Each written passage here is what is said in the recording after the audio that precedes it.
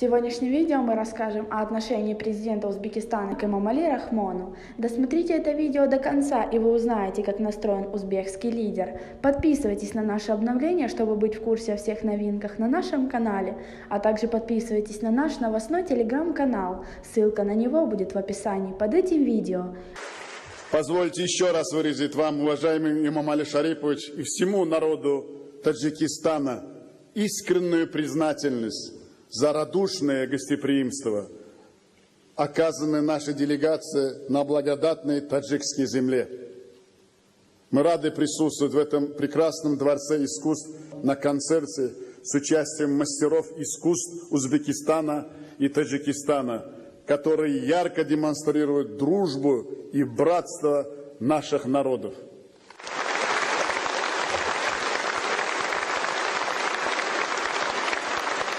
Отношения Узбекистана с Таджикистаном были охарактеризованы как плохие или напряженные, но эти определения в равной мере могут относиться и к отношениям Узбекистана с любым из его соседей во время правления Каримова.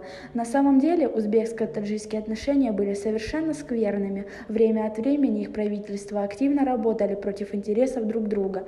Мирзиёв, вопреки церемониалу, лично встретил Рахмона в аэропорту Ташкента, который символично носит имя ислама Каримова.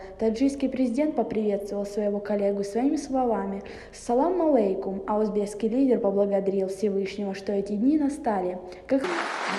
Действительно, все мы сегодня от всего сердца поем великую и прекрасную песню, имя которой «Дружба».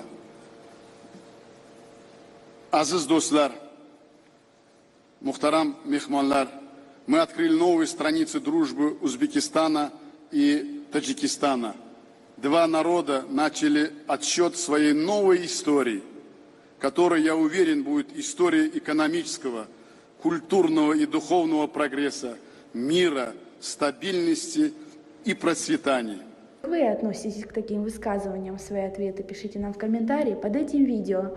У нас в истории были многие нехорошие, непонятные дни и годы, но 2018 год в нашей истории останется прорывным годом, потому что эти желания наших народов – многовековая история узбекских и таджикских отношений, сказал президент Узбекистана. И у нас нет неразрешимых вопросов. Это говорит о том, что мы воплотили желания наших предков жить в дружбе, родстве, взаимопонимании и спокойствии, добавил глава Узбекистана. По его словам, диалог с Рахмоном был не такой легкий, как можно было бы себе представить. Очевидно, разговор был тяжелый, но он был необходим, чтобы переступить через разногласия и двигаться дальше. Узбеки и таджики – одна нация, говорящая на двух языках. Дорогие друзья,